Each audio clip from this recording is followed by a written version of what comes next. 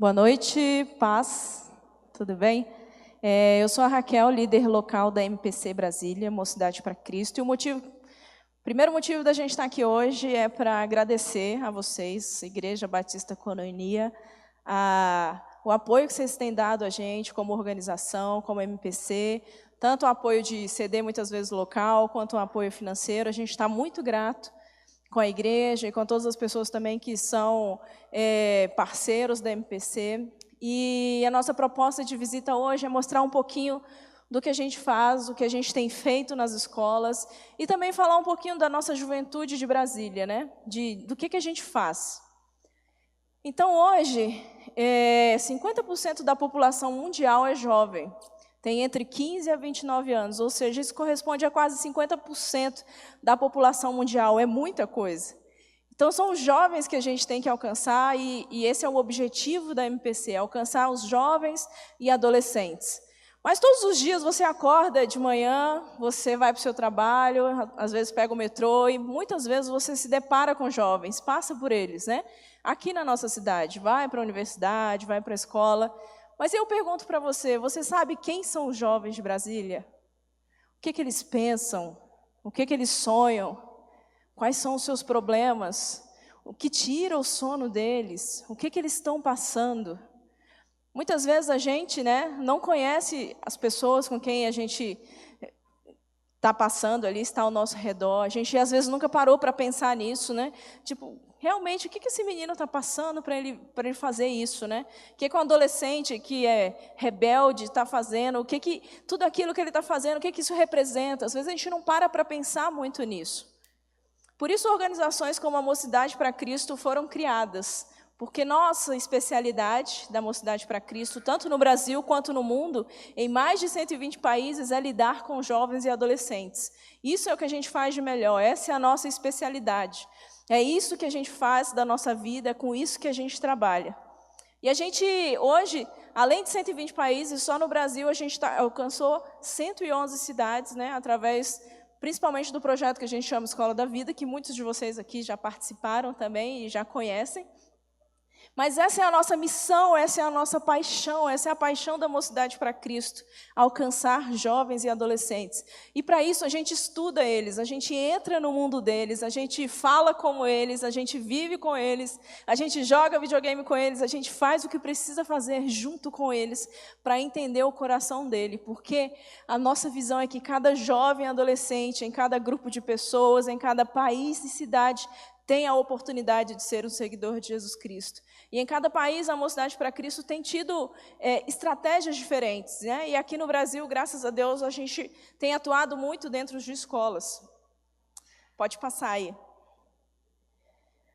E quem são os jovens e adolescentes de Brasília? Você sabia que aqui em Brasília, 24,1% da população tem entre 15 e 29 anos? Isso corresponde a 700 mil pessoas.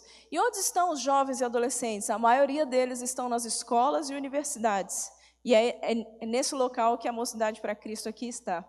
Desses 700 mil jovens, 87,6% deles estão conectados à internet o tempo inteiro.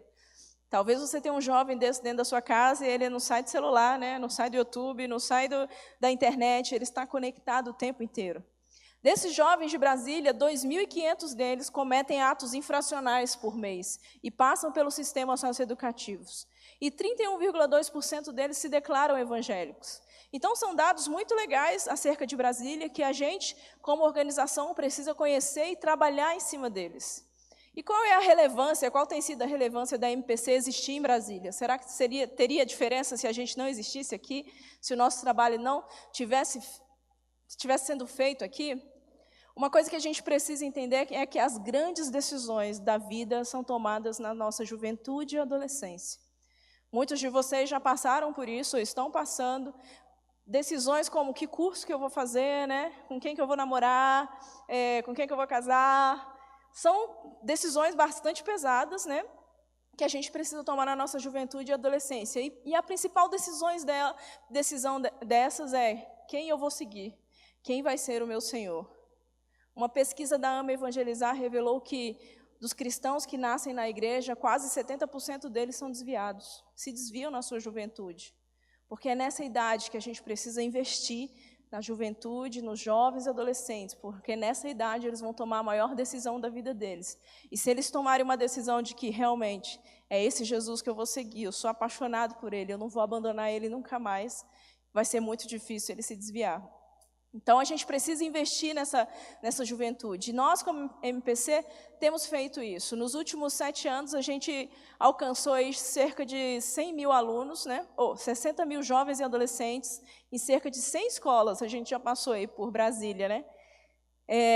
Mas uma escola que a gente passou daqui 5 anos atrás já tem um novo público totalmente diferente. Então, a gente precisa ir alcançando essas escolas em Brasília, ir alcançando esses jovens. No sistema socioeducativo, a gente tem ampla abertura, a gente faz visitas regulares ali na UNIRE, né, nas unidades de internação, visitando os menores infratores. E outras unidades também a gente tem visitado regularmente, tem tido um impacto muito legal, né, do retorno dessas unidades e desses meninos que estão internados. E com os cristãos que são evangélicos, né, se declaram evangélicos, a MPC atua com os clubinhos, que são cristãos dentro da sua escola, fazendo a diferença. Então, hoje, em 2017, a gente tem acompanhado pelo menos 30 clubinhos em Brasília que estão funcionando, e a nossa função também é treinar jovens e adolescentes cristãos para serem missionários dentro da sua escola. Vocês lembram que eu falei que 31,2% desses cristãos dos jovens de Brasília se declaram cristãos evangélicos. Imagine se cada um deles realmente entendesse que eles são missionários dentro das suas escolas e universidades. Haveria uma revolução em nossa cidade. E é por isso que a gente, como MPC, também trabalha com os cristãos, trabalha com a igreja, treinando, despertando, mostrando que eles podem compartilhar de Jesus no seu dia a dia, na sua escola, na sua vida acadêmica. E dentro desses projetos que a gente faz, hoje eu queria destacar um em particular, que chama Escola da Vida. Dentro deles a gente faz um concurso de redação, né, que é uma carta para Deus. Então os alunos precisam escrever uma carta para Deus e entregam para a gente faz uma seleção, mas o propósito dessa carta para Deus muitas vezes é que eles se conectem com Deus, falem com Ele de alguma forma. E muitas das cartas que a gente recebe, a maioria delas, o tema central, o ponto central é família. A gente percebe que os alunos estão morrendo por dentro, estão com o coração destruídos por conta da família, conta de famílias desestruturadas, né? E eu trouxe 2 trechos de algumas redações hoje para ler para vocês, e para que você leve aí no seu coração como a gente pode responder essas coisas. Lá em casa não está nada bem. Meus pais estão brigando toda hora, e eu só observando sem fazer nada. São tantas palavras fortes de partir o coração, e isso está me machucando muito. Pode passar. Eu não gostava do meu pai, ele me batia, xingava e tinha raiva da minha mãe. Me bater era uma forma de atingir a minha mãe. Então, a gente tem recebido cartas desse tipo, falando de família, falando como eles estão sofrendo dentro da família deles, e pedindo ajuda, pedindo socorro, e a gente precisa responder essas cartas. Como a gente responde isso, né? A gente responde individualmente cada uma dessas cartas, e a gente trabalha também com esse tema de família dentro das escolas. E hoje a gente vai trazer um pouquinho para vocês do que a gente faz nas escolas, de alguns teatros e algumas palavras que a gente dá acerca da família, porque a gente entende que esse é um problema a ser tratado lá fora, mas aqui dentro também, né? Famílias que precisam ser restauradas. E por isso a gente trouxe um pouquinho de um ministério que chama MP Cênicas, que também atua na MPC, através de peças, né? E a gente vai apresentar hoje para vocês uma peça chamada Restauração.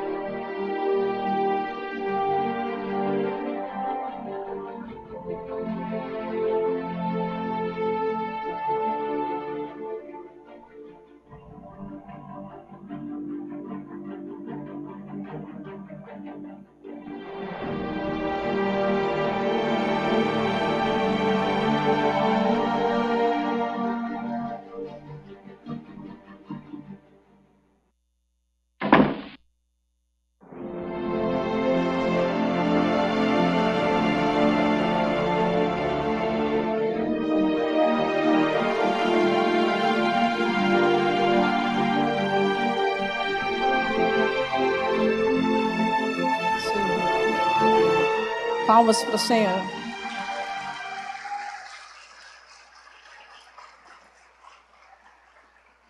E é isso que a gente sonha para cada jovem e adolescente, é isso que a gente sonha para que eles olhem e se sintam inspirados, se sintam esperançosos de que a família deles também pode ser restaurada pela presença de uma pessoa, aquele que pode mudar tudo. E o nosso sonho, além de continuar fazendo a missão de Deus, que não é nossa, é dele, e ele nos convidou para fazer a missão dele, para participar dessa missão aqui em Brasília, alcançando esses jovens e adolescentes, o nosso sonho é ter você com a gente, cada um de vocês junto com a gente, para que cada jovem e adolescente tenha a oportunidade de ser um seguidor de Jesus Cristo. O nosso sonho é alcançar mais jovens e adolescentes, é alcançar mais pessoas, mas como isso pode acontecer? Primeiro, nós precisamos de mais pessoas que orem pela juventude. Precisamos de mais intercessores. Precisamos de mais pessoas que orem para que a juventude de Brasília seja alcançada. E quanto mais intercessores a gente tiver, mais pessoas a gente vai alcançar. Porque na Bíblia diz que a gente precisa rogar ao Senhor da Seara para que mande trabalhadores. Precisamos de pessoas que orem para que o Senhor mande trabalhadores, envie trabalhadores, que Ele desperte as pessoas, os profissionais, os jovens que estão se formando em comunicação, em administração, em artes, em economia, em qualquer coisa que seja, que tenha o seu coração apaixonado pelo reino e fale, eu quero viver isso, eu quero entregar minha vida para isso, eu quero trabalhar na MPC. Você pode trabalhar como voluntário, mas você também pode trabalhar como um obreiro, missionário, e muitos dos que vocês viram aqui trabalham assim em tempo integral. Quanto mais intercessores a gente tiver, mais mão de obra a gente vai ter, mais voluntários a gente vai ter. Quanto mais voluntários a gente tiver, mais escolas a gente vai alcançar, mais jovens a gente vai alcançar, mais igrejas a gente vai treinar. E quanto mais voluntários a gente tiver, mais ministérios vão estar acontecendo, e para isso, mais recursos serão necessários. Se de repente disso tudo você olha assim e fala assim, cara, mas eu não tenho tempo de jeito nenhum, Deus não me chamou para viver só disso, para fazer isso, eu posso ajudar com os meus recursos, você pode sim. A gente quer que você participe com a gente, que você seja parceiro da MPC, que você fale, cara, eu amo a juventude de Brasília e eu estou junto com vocês. Talvez eu não vá dessa vez, mas eu estou aqui ajudando, colaborando, eu estou aqui orando. Para a gente é muito importante que a gente esteja junto com vocês, que a gente viva esse sonho junto. Então, o nosso convite para vocês hoje é que você possa fazer parte dessa história com a gente. A gente está ali fora, hoje, no stand, vendendo as nossas camisetas também. Se você quiser ajudar comprando, você também pode. E falando também, e se voluntariando, tendo uma fichinha também para você ser um intercessor, para você orar pela gente, receber nossas notícias e continuar orando pela gente, para que a gente consiga alcançar mais pessoas com essas ferramentas que a gente tem. Então, a gente está disponível para isso, e eu agradeço muito o coração de vocês e a disponibilidade de vocês. Mas hoje também, ainda não acabou, a gente tem agora a cereja do bolo, faz parte também das nossas programações, a gente tem feito muitas palestras para os pais nas escolas e tem sido impactantes, com uma dupla dinâmica hoje que eu queria apresentar para vocês. Sabino pai, Sabino filho.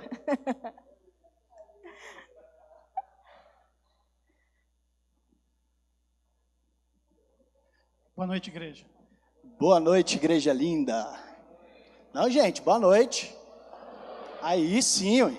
Então, estamos muito felizes de estar aqui, né, pai? Verdade. E a gente... Quanto tempo, meu filho? Tudo bom? Eu sou o Sabino original e ele é o genérico. O conflito familiar já começa daí, irmãos.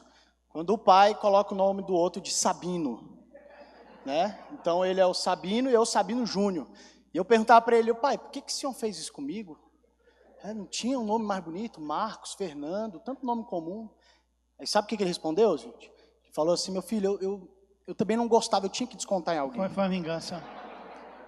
Então, nós já estamos partindo para o Sabino Neto, em nome de Jesus. Minha esposa é ajuizada. Como é que é? É tão ruim que vai falando, acostuma e fica bonito. Então, eu estou nessa meta persistente. Então, MPC está muito feliz de estar aqui com os irmãos essa noite. E como estamos no meio de um congresso sobre família, nós queremos aqui compartilhar um pouco do que nós fazemos. E eu tenho tido a oportunidade de estar com meu pai palestrando junto com ele. E é uma honra. Quando eu coloquei esse nome, eu sabia que ia dar alguma coisa. Toda palestra eu me alegro, em nome de Jesus. Então, dentro do projeto Escola da Vida, que a Raquel trouxe, dentro do que a Raquel trouxe do Escola da Vida, o nosso último momento, a gente começa com os professores, passa a semana com os estudantes, e nosso último momento é com os pais, um momento com pais e filhos. E o que acontece ali? Eu sou o advogado dos filhos. E eu sou advogado dos pais, e eu, como sempre, como pai, digo para você, já ganhamos em nome de Jesus.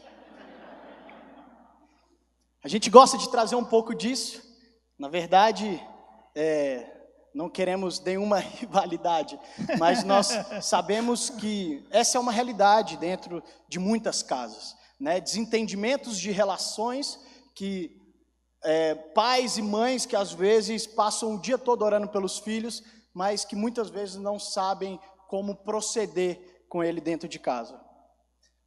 Muito bem, então nós vamos caminhar nessa grande batalha e nessa grande bênção que é a família. O que nós vamos ver aqui é a saída que a gente quer oferecer para você reflexivamente, para que você não abra a porta e sua casa seja invadida por tragédia. Então, os irmãos não precisam abrir, a gente não tem muito tempo, mas queria que os irmãos prestassem atenção em Efésios 6, 1 a 4, diz assim: Filhos, obedeçam aos seus pais no Senhor, pois isso é justo. Lê de novo essa parte. Filhos, obedeçam aos seus pais no Senhor, pois isso é justo. Muito bem. Honra teu pai e tua mãe, este é o primeiro mandamento com promessa, para que tudo te corra bem e tenha longa vida sobre a terra. Pais, não irritem seus filhos. Vou ler de novo. Pais, não irritem seus filhos, antes criem-nos segundo a instrução e o conselho no Senhor. É muito importante você saber que é o primeiro mandamento com promessa. Amém. Isso é fundamental. 1-0, né, pai? E aí, o que a gente faz diante dessa situação com esses pais e filhos? A gente traz alguns tópicos, alguns temas em que a gente gostaria de compartilhar algum deles, de o porquê que algumas relações não vão para frente. Porquê que algumas relações, por mais que pais e mães orem, jejuem, ou então filhos façam isso, mas não conseguem estabelecer um bom relacionamento. E a primeira coisa que a gente gostaria de trazer para os irmãos é o conflito entre gerações. O que é o conflito entre gerações? A gente percebe que um contexto em que mora numa mesma casa, a gente tem pais que foram jovens e adolescentes há alguns anos atrás. Provavelmente, filho, você já ouviu seu pai falar assim: não, porque eu na sua idade, eu já estudava, eu já vendia laranja, vendi caixão, vendi de tudo, e você só tem que estudar e mesmo assim não tira nota boa, pelo amor de Deus.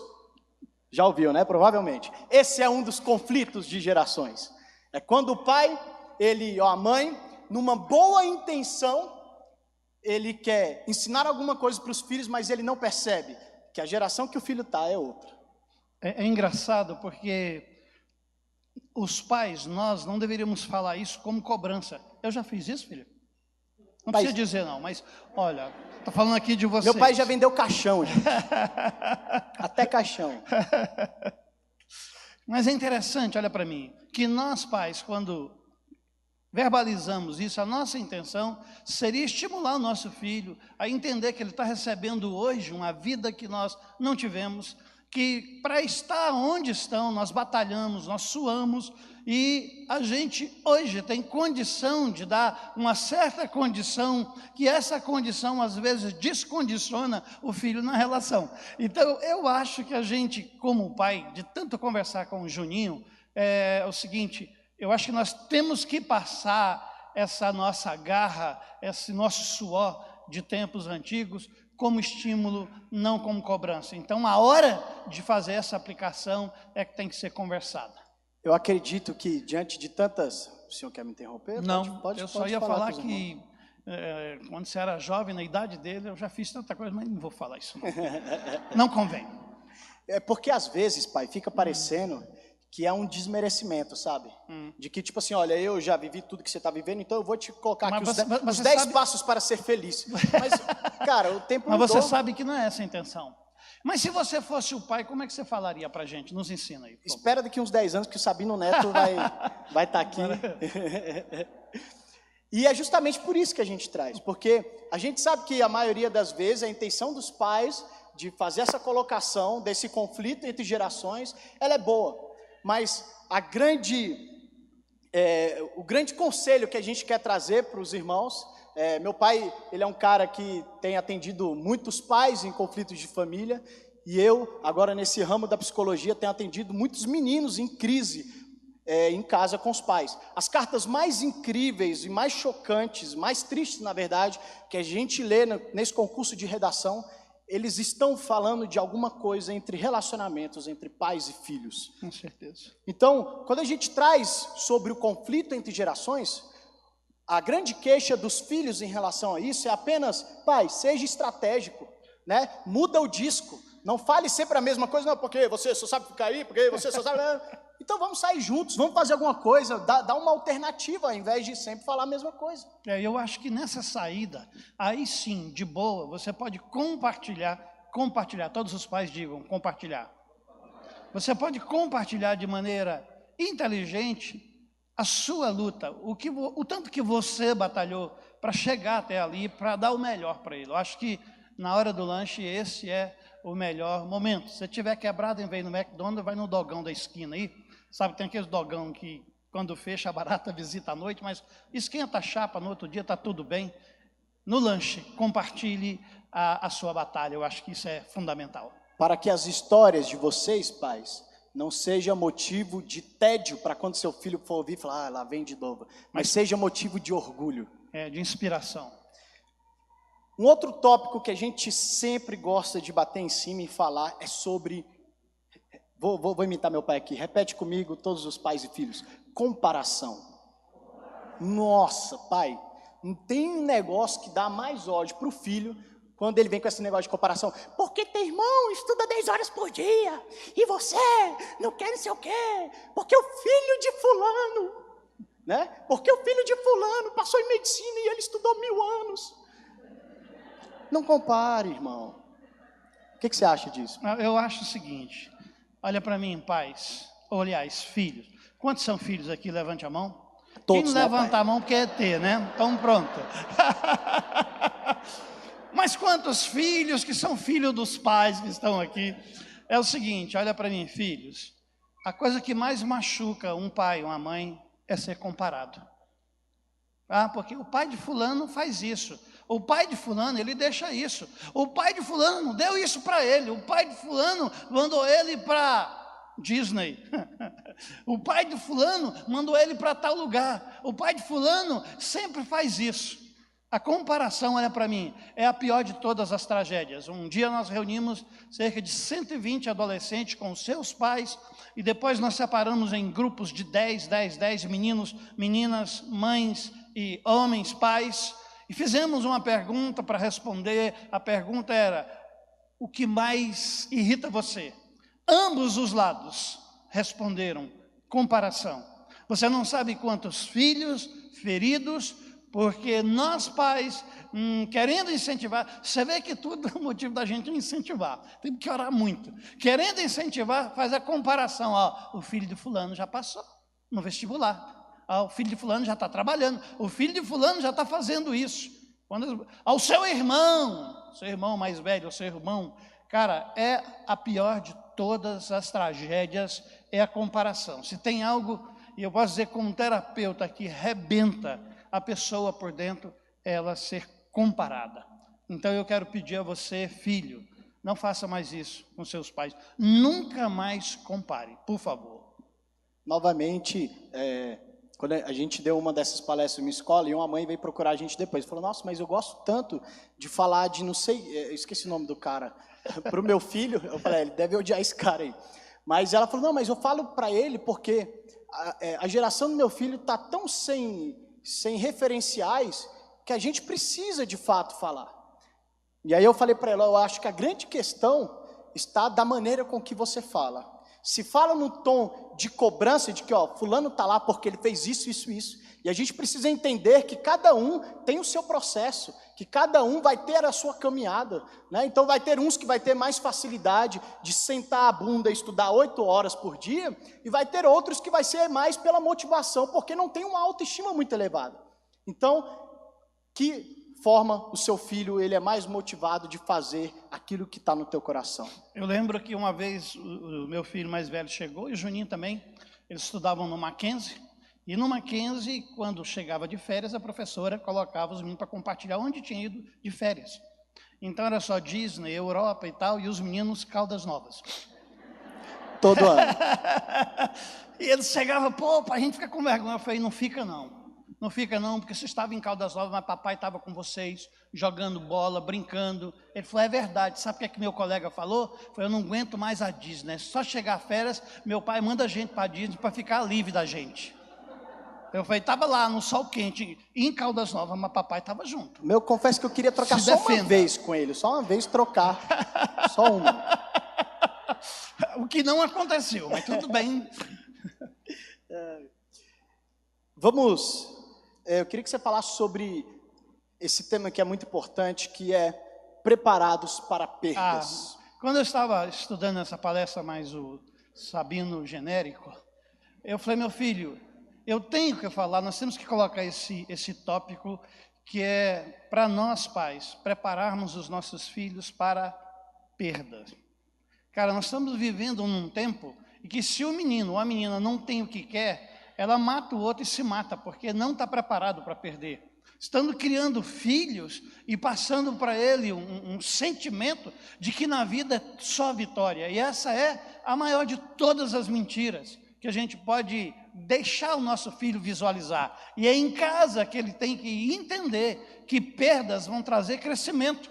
Nem sempre a gente acerta. A vida é feita de muitas perdas, e as perdas podem ser um tijolo para você construir de verdade um grande edifício na sua mente, no seu coração. Fiquei muito preocupado, porque virou moda. Eu não tenho, então não é meu, não é de ninguém, não sei perder, eu mato e me mato. Ou então eu vou lá, alejo o outro para que o outro não seja de ninguém. Então isso é muito perigoso. E não preparar o filho para a perda é dar para ele tudo que ele quer. Tudo que ele quer. Você não está podendo, financeiramente, você não tem condição de dar o que ele pediu, aí você se estribucha, faz um esforço louco para dar o que ele não está pronto para receber. E lá na frente, esse vai ser um grande problema. Então, pai, toma cuidado. Toma cuidado, a vida, ela constitui de muitas perdas. Todos os gênios um dia tentaram 1000 vezes para acertar uma. Os grandes astros nos esportes ouviram não, para depois acertarem, né? No meu caso, eu continuei ouvindo até hoje, por isso que eu me virei pastor, mas tudo bem. Mas eu insisti. Mas a vida é feita de perdas e de não. E a gente constrói em cima disso, isso é para fortalecer o relacionamento. Então, guarda isso no seu coração. Na verdade, a gente vai perceber que não somos uma geração que está preparado para perdas, também em função da ausência de pessoas para nos ensinarem sobre isso. Então, teve uma matéria que eu estava lendo e achei interessante, que é justamente que a ausência dos pais, por conta do excesso de trabalho, do excesso de atividade, às vezes Quando o filho é comprado. Isso, quando o filho é comprado com presente ao invés da presença. Você tirou meu raciocínio aqui, pai. Então, deixa eu voltar aqui. Sim, por conta da ausência dos pais, para mostrar que eles também perderam muitas vezes na vida, o momento que está presente, ele quer bancar apenas o pai gente boa, né? O pai que deixa, o pai que é legal. Então, para recompensar, ele dá presente, ele tenta ganhar o filho assim, e ele não é mais um pai que põe limites. Então, de fato, a nossa geração é uma geração que está precisando ouvir mais nãos. Sabe essa coisa, filho, quem é filho adolescente que está aqui, sabe bem, sabe o não. Por que, pai? Por que não? Que irrita a gente, mas meu filho vai ouvir muito deles. Porque a gente vai entendendo mais para frente que esse porquê não, na verdade quer dizer muitas coisas. É porque eu te amo, porque eu tenho medo de te perder, porque eu não estou em paz de te deixar ir para lá ou fazer isso ou aquilo. Eu sempre tive o sonho de ter os meus filhos como os meus amigos. E o Juninho está com mais de 20 anos hoje, o outro está com 30. E eu construí essa relação. Hoje eu tive que mudar o discurso. Não é questão do pai ser amigo do filho, é que os pais estão se tornando reféns dos filhos. Isso é um negócio muito sério. O menino, a criança, o pré-adolescente, o adolescente manda dentro de casa. E os pais são reféns dos filhos. Isso aí, cara, isso gera uma tragédia com certeza. Eu acho que precisa esse diálogo com mais firmeza ser reconstruído nessa geração, porque o negócio tem virado uma perturbação. Hoje é assim, você é o meu filho, eu sou seu pai, eu criei os meninos assim, né? Mas o meu alvo, todas as minhas palestras há 20 anos atrás, era entusiasmando o filho, dar um beijo papai. Beijar os seus pais e vice-versa, abraçar, eu vivi assim. Essa mensagem continua, mas eu digo para você, pai, olha para mim, quando você percebe que tudo que o seu filho quer, por favor, diz todo mundo, diz tudo. Tudo que o filho quer, desse tamanhozinho, senão ele dá birra e quebra tudo e você cede, você está criando um problema muito sério. Então, cuidado, diz não, ensine para o seu filho que esse não também é amar. Lógico que você não pode a vida toda só estar dizendo não, não, não, mas diga não. Tudo é o equilíbrio, né, pai? O evangelho o propósito do evangelho é o equilíbrio. E a última coisa que a gente gostaria de trazer é a grande realidade da nossa geração. E quando eu falo disso, irmãos, eu não estou falando de algo distante, não. Estou falando de nós, né? Principalmente e a começar de nós. Eu, filho de pastor, cansei de ouvir muitos meninos, muitos amigos meus que começaram a se desviar da igreja, e claro que usando isso, né, como um bom argumento, mas que provavelmente não tiveram um encontro com Deus, mas que muitas vezes falavam assim, cara, compartilhando comigo, né, na moral, eu não consigo entender esse Deus que dizem que é pai e tal, e se for para ser como o meu pai, eu não quero. Que meu pai chega na igreja, ele é um cara tão bonzinho, tem a paz do Senhor para todo mundo, aquela cara de anjo, mas chega em casa, bate na minha mãe, me xinga, faz... Por que eu quero ser esse negócio? Então, aumenta ainda mais a nossa responsabilidade. E eu sei que hoje eu falo isso com muita facilidade, mas no dia que eu for pai, o trem vai pegar para o meu lado também. Eu sei que vocês, pais e mães, têm uma missão muito difícil. O meu alvo, o meu sonho diante de Deus foi... Se você quer saber se eu sou homem de Deus, não, pergunte os 2 filhos que eu tenho e a minha esposa. O evangelho dentro de casa é mais importante do que tudo para mim. Lembrei de um rapaz da MPC em Recife, eu trabalhei também com a MPC em Recife, e o apelido dele no seminário era Mula Baia. E ele se converteu adolescente, começou a ir para os clubões, para os clubinhos da MPC, e... Um dia, convertido, feliz da vida, ele desce a escada, ele morava no Sobrado, ele desce a escada para ir para a escola dominical, todo feliz, descendo lá, assoviando, e o pai falou bem assim, você vai para onde, Carlinhos? Pai, eu vou para a igreja. O pai falou, quem disse? Ele parou. Por quê, pai? Você não vai para a igreja coisa nenhuma, você vai lavar o meu carro. Pô, tá bom. Aí ele sobe, vai para o quarto, desce, vestido da bermudinha, e fala bem assim, aí pai, eu não vou lavar não, vou passar também uma cera, beleza? Aí o pai falou, volta para o quarto. O que é, pai? Vai vestir a roupa para você ir para a igreja, porque eu vou contigo. Se Deus pode mudar a sua vida, também vai mudar a minha.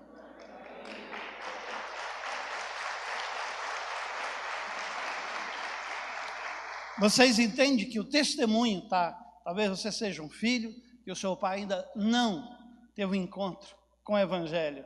Você é o evangelho para ele viver. Então toma muito cuidado, peça muita sabedoria a Deus para você trabalhar essa verdade em nome de Jesus. Amém. Repete comigo, família. Não, irmãos, repita comigo, é melhor. Vamos lá, família. Obrigado, pai. Você vai aprender, você é novinho.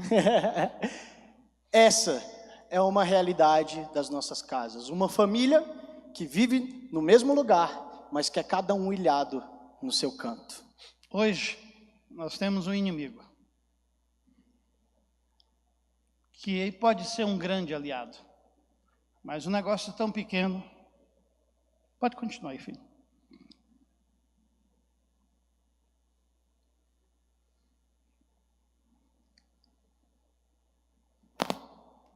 Tem ilhado famílias dentro de casa. Cada um na sua e todo mundo distante de todo mundo. Talvez essa é a pior de todas as tragédias do mundo atual que nós estamos vivendo. Tão próximos e tão distante. Isso aqui, que agora está na mão, tem tudo aqui. Eu tenho um irmão da nossa igreja, pastor, um dos pastores. Ele criou o Momento Família. Olha que ponto nós chegamos, achei a ideia criativa. Mas tem hora na casa dele, uma vez por dia, que a família está reunida e ele grita, Momento Família! Aí todo mundo coloca o celular na mesa e vem para a comunhão. E durante 1 hora a família fica junto. 1 hora, cara. Ele falou, pastor, cara, isso tem mudado a nossa casa. Então, esse problema da ilha existencial real dentro da nossa casa precisa ser discutida com muita seriedade. A gente entende que, principalmente para lidar com o adolescente, é necessário estratégias, né? Eu sempre gosto de falar que quando juntava eu, minha mãe, meu irmão e eu lá em casa para a gente conversar sério e os pais pagarem sapo para a gente, era engraçado porque a minha mãe, mulher, né, mais sentimento, começava a falar, porque vocês vão me matar um dia e eu não vou estar aqui. Fazia aquele discurso de 20 minutos, e aí meu irmão, não, mas não é assim e tal, discutia. E aí meu pai calado depois vinha, falava 3 minutos e falava, pai, o senhor tem razão. A minha mãe, mas como assim? Eu falei a mesma coisa que seu pai. Estratégia, irmão. Para lidar com adolescente, necessariamente a gente precisa, às vezes, para falar a mesma coisa e por caminhos diferentes. Então, essa é a nossa mensagem hoje, principalmente, não permita que a sua casa se torne uma família, porque hoje, um dos grandes prazeres de eu estar casado é poder reproduzir muita coisa que eu vi dentro da minha casa. E eu tenho muito orgulho de poder falar isso, espero que o teu filho também tenha orgulho de falar isso. E não esqueça, não compare ninguém com ninguém. Eu ouvi de um oficial da nossa igreja dizendo, a vida toda minha mãe comparou com fulano de tal, um primo dele. Eu nunca conheci esse cara e foi o cara que eu mais odiei. Tudo da mãe dele, fulano de tal já tem isso. Ele morria de raiva. Baixa sua cabeça em nome de Jesus. Coloca a sua casa diante do altar de Deus. Ele não está aqui por acaso. Pensa e repensa essa maneira como essa relação tem sido construída. E clama pelo Senhor, sabedoria. Numa família perfeita, todos nós buscamos dar o nosso melhor. E às vezes no ímpeto de dar o melhor, nós usamos as palavras que não constroem, mas que traz às vezes prejuízo. Deus, nós queremos te agradecer, Pai. Nós queremos agradecer pelo teu amor que nos contagia. E a nossa oração especificamente hoje, Deus, é que esse amor de fato venha incendiar o coração da nossa família, amém, que venha incendiar a nossa casa, Pai. Eu coloco, Deus, diante dessas pessoas, dessas famílias que estão aqui, Deus, as mães que estão com os filhos no mundo, mães que choram todas as noites por conta de seus filhos e que muitas vezes acham que o Senhor não está ouvindo. Irmã, Deus fala essa noite aqui para você que esse congresso é justamente para falar isso. Ele está com você. Ele está com você. A sua oração não é em vão. Amém. O seu joelho no chão não é em vão. Nós ainda oramos, Deus, para que tu venhas abrir os olhos espirituais de cada filho, de cada pai e mãe nessa noite. Que cada um venha, oh Deus, refletir quais foram as portas que se abriram para que o inimigo, Pai, estivesse destruindo a comunicação, o amor, a relação. Que haja um clamor, que haja uma busca, um desejo de verdade, um clamor a Ti, Deus, que é cavalheiro, que bate. Oh Deus, que cada família seja impactada, oh Deus, pelo tempo de busca, de quebrantamento, de entrega ao Senhor, para a glória do Teu nome, e que o propósito do Teu coração, os Teus propósitos não podem jamais ser frustrados, se cumpra na vida de cada família, de cada casa aqui, para a glória do nome de Jesus, que a igreja de Deus diga amém. Deus os abençoe. Não esqueça que o MPC vai estar lá fora. Esse é o trabalho que a gente tem desenvolvido. E continue orando por nós, pelas famílias aí afora. Amém?